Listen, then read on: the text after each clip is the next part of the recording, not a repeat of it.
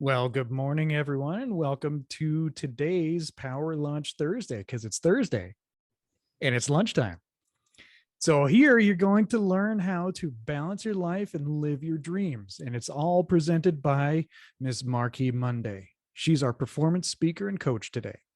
Each Thursday, we'll present a tool, a tip, or a guest speaker to help you discover and live your dream life. So make sure you save this time in your calendar each week to join us. MarQue, she is a John Maxwell certified coach, speaker, and teacher, and she's the author of the book, 7 Steps to Discovering and Living Your Dream Life. She's originally from New York, and she tapped her way to Las Vegas as a world famous Radio City Rockette. And she is here today to uplift you, to educate you, and to inspire you to balance your life and live your dreams. Well, hello, everyone. And once again, welcome to our Power Lunch Thursday. This one is a little bit different because you're watching me from a recording, but I want to thank you all for your afternoon time and hope this is a productive time for you. I'm what you call multitasking. And so I wanted to make sure we had our Power Lunch Thursday for June 30th. That means we have completed our first month in our Power Lunch sessions. Yay! All right, once again, I am your performance speaker, MarQue, and today we are looking at 2 components as I have been doing Balance Your Life, Live Your Dreams from 7 Steps to Discovering and Living Your Dream Life, Discover and Live Your Dream Life, the brand. Today, we're looking at finance and mentorship. Now, as we have gone through our 7 components, which I'm going to share my screen in just a minute, we looked at 6 steps and I left mentorship out for us to come back to. And the reason I did that was because I also leave finance out so that we can chunk that into its own piece. Finances are, I call them a little tricky little thing. And this is no different. So what I've done today is I've brought us together with finance and mentorship. Finance and mentorship. So I'm going to share my screen and I'm going to get us started. Usually we do a check-in and I don't want this to be any different. You should be on YouTube viewing this from the link. So if you would please, just in the comments below, please leave a comment that you were here and let me know how this session worked for you, what you thought about this session, any of your comments about it. Okay. All right. So I'm going to share my screen.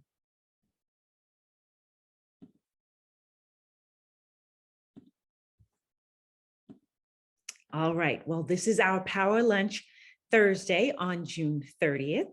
And as we usually do, check in. I'm asking that you would please check in on the comments.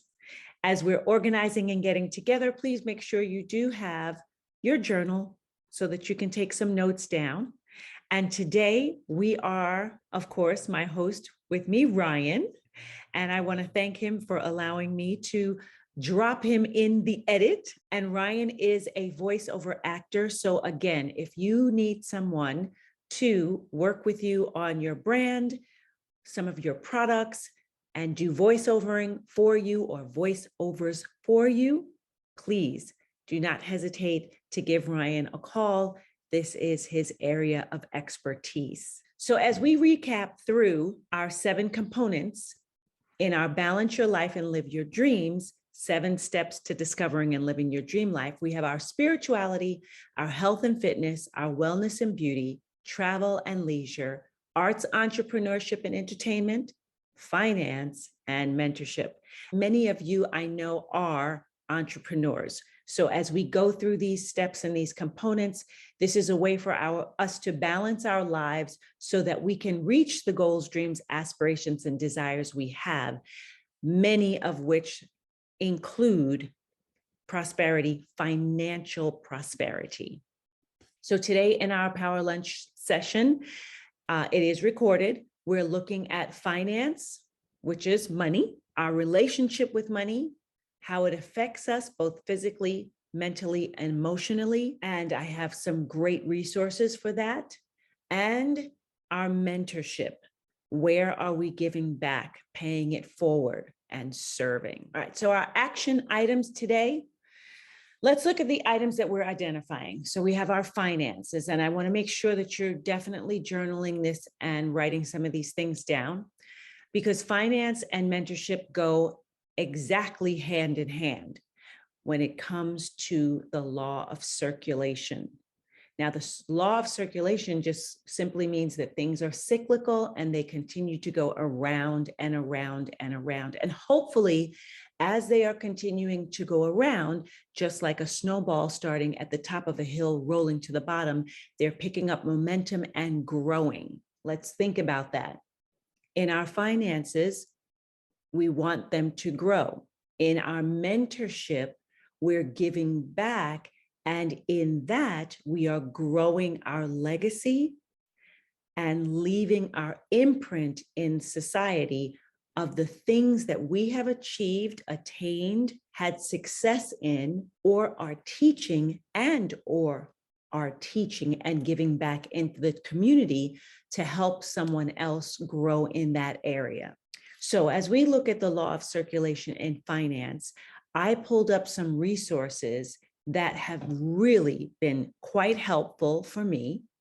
And in our resources, the first book that I want to introduce you to is The Psychology of Money, and that is by Morgan Housel. And the reason I'm bringing up The Psychology of Money is because money is emotional. If in fact you have ever made plans and changed them based on the cost or the lack of finances to provide for that, then you know that money is emotional. When you go shopping in a store and you look at a pair of shoes that you really, really like, and then you see the price tag and you're like, ooh, okay, we got to go get a knockoff. It's clear money is emotional. This can be looked at whether you're shopping for something, whether you're taking a trip, deciding on a vacation, purchasing a home, going out to dinner. Any of these things that obviously take money for you to attain and achieve. If these things are based on the fact of a budget or what you, as we say, can afford or can't afford, then we know that money is emotional. And this book, The Psychology of Money, helps you to place this in perspective so that money, yes, it will continue to be emotional, but you will have a handle on the emotions, and the emotions will not have a negative connotation. And that's where we want to make sure we're seeing this. Money is going to be emotional, yes, but we do not want it to have a negative effect. In it being emotional, in it having a role in your life, we want to keep that positive, and we want to keep it circulating at a higher vibration, which will then continue to circulate it. And like I talked about, the snowball going downhill, picking up momentum and growing, that's what will happen with the financial aspect. It will grow. Now, this book is by Morgan Housel, and it teaches you, as it says on the front of the book cover, timeless lessons on wealth, greed, and happiness. It gives you a psychological perspective of happiness, whether you are wealthy, rich, economically challenged, poverty-stricken. So it's going to give you tools for whatever placement you have, and psychologically help you to make decisions so that you can move yourself into the area that you would deem for your finances. I hope that makes sense. If in fact you want to be a rich, wealthy person, this book is going to help you psychologically get there, because there is a mindset that you want to have a level mindset on to attain, achieve, and maintain a certain financial scale of living. When we are not clear on our psychological state for finances, you can think about gamblers and how that addiction, like any addiction, gives you that rush and you're running for that rush. We don't want our daily living and our maintaining lifestyle to have those ebbs and flows, those rushes. We want it to have an even flow, or should I just say have a flow, one that we can move with that doesn't have so many jagged edges on it. In other words, the highs and lows, the feast and famines. So wealth is not built on the feast and famines. It's built on consistency and compounding. So I'm going to leave that there, but The Psychology of Money, this is a great book to set you emotionally on the right path. The other book that you can see in the picture there is one called The Secrets of the Millionaire Mindset. And this one also is helping you master the inner game of wealth. So it's going to give you a few more technicals when it comes to money and compounding, finances and investing, but these two books go greatly hand in hand. I think of them as your practical application and then your mindset or your psychological application. Two great books that go hand in hand together if finances and money is something that you're looking to change. Now, with finances and money, you want to look at your relationship. You want to take inventory on your personal relationship to your finances. When you do that, it's going to lead you to that emotional state. In your journal, you want to put these things down: the psychology of money, your relationship to money, your feelings about money, your emotional state when it comes to money, and be honest with yourself. If when you don't have money, you're angry, write that down. If when you do have money, you're happy, write that down. And any other in between of your emotional state to money, so that you can start looking at your relationship to finances. Many times when we are talking about changing an emotional state, we talk about gratitude. And that's also a place that you want to build into your relationship with your finances, is gratitude. Being grateful for the ability to pay your bills, to keep a roof over your head, to go out and have dinner with friends, take vacations, pay your utilities, put something in savings. These are all things that you want to show gratitude towards.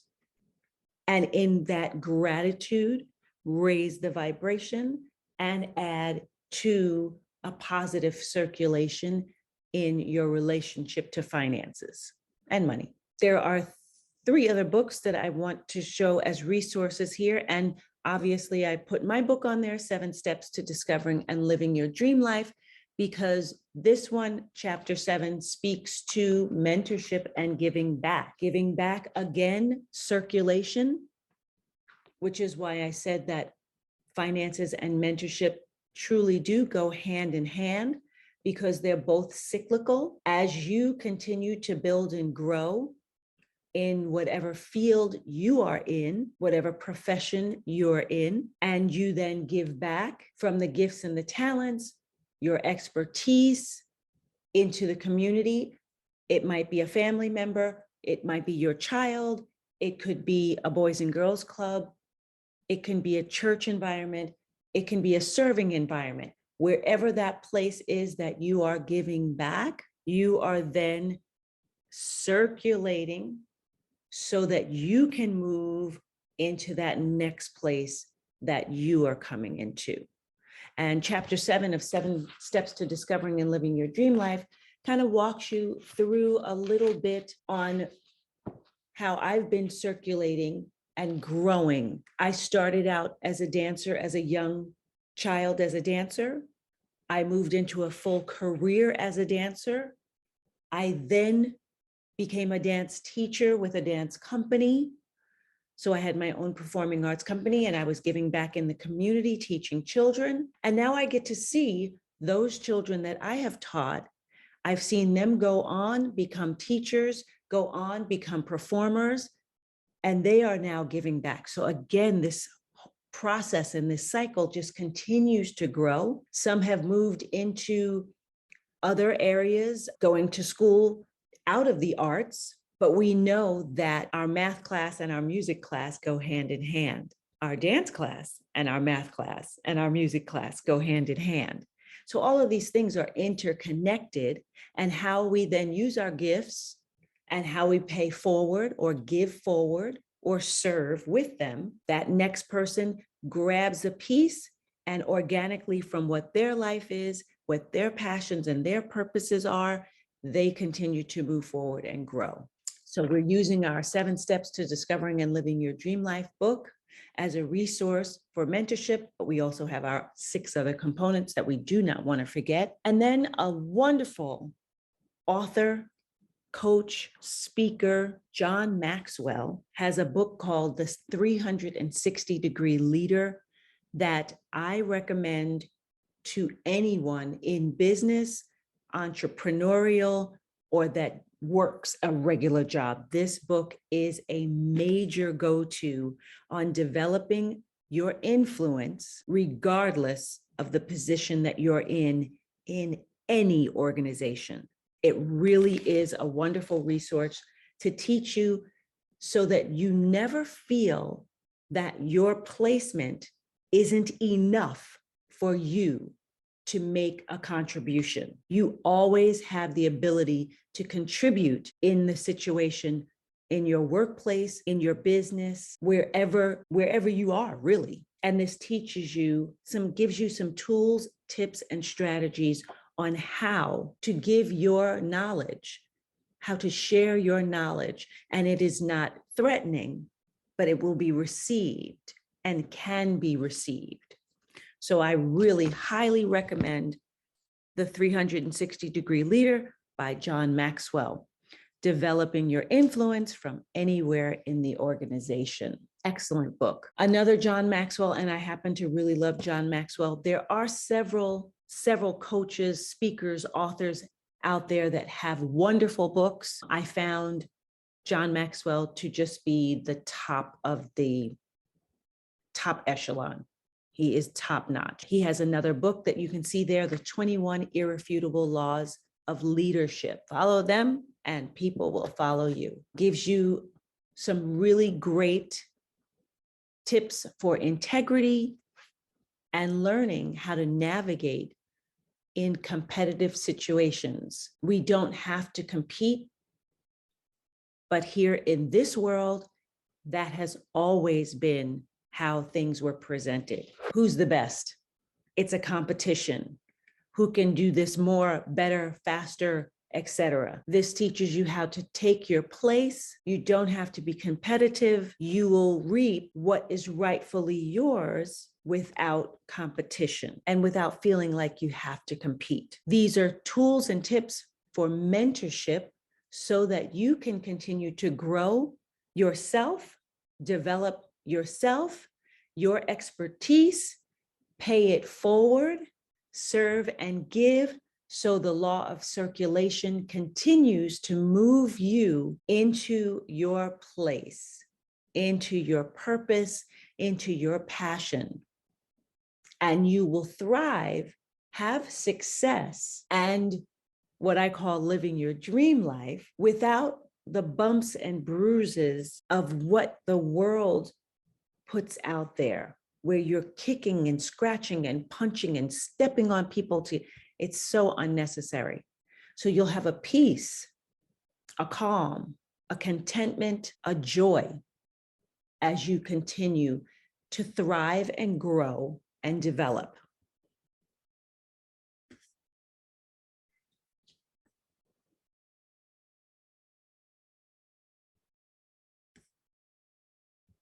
And I hope that this has been helpful for you. John Maxwell's 21 Irrefutable Laws of Leadership. Great book, excellent read. John Maxwell's 360-degree leader. Amazing information for you as an entrepreneur, as somebody that works, whether you're in a corporation, a corporate setting, or small business. If you've ever been in a situation where your coworkers were getting on your last nerve, or you felt undervalued, this is a great book, okay? If you have your own business as an entrepreneur and you need tools, tips, and strategies to help you so that your self-worth for yourself, within yourself, comes forth, this is a great book for you. So as an entrepreneur, the 360-degree leader helps you develop your self-worth. The Psychology of Money, excellent, excellent, excellent book for you to get a handle and develop your personal relationship to money and finances so that you can reach your financial goals and aspirations. If wealth is something that you are looking to achieve and attain, financial wealth, this is a really great book to put you on that path. And The Secrets of the Millionaire Mindset. This is a practical tools and tips for you to help you out. And these are books that you can take in bite-sized pieces. Read a chapter a day, read a chapter a week. How quickly you get through those things are how quickly you can implement the information that will help you get to your goals a little quicker. And then, of course, 7 Steps to Discovering and Living Your Dream Life. This has a workbook already built into it so that you can write these things down as you're going through. This is a very quick read and we can work through these.